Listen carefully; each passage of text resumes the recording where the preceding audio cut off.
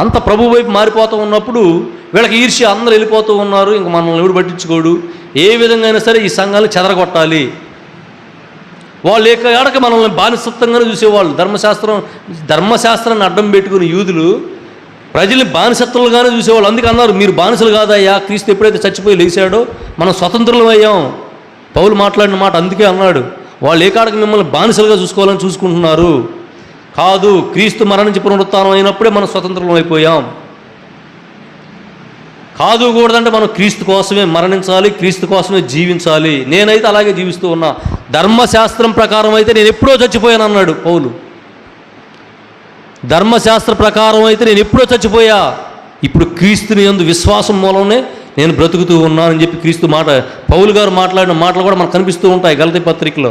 ఇవన్నీ వివరణగా చెప్పుకుంటే మనం వారం చెప్పుకోవచ్చు. ఇది మెయిన్ అంశాలు మీకు పైపైన చెప్పుకుంటూ వెళ్ళాను. గలతీయులు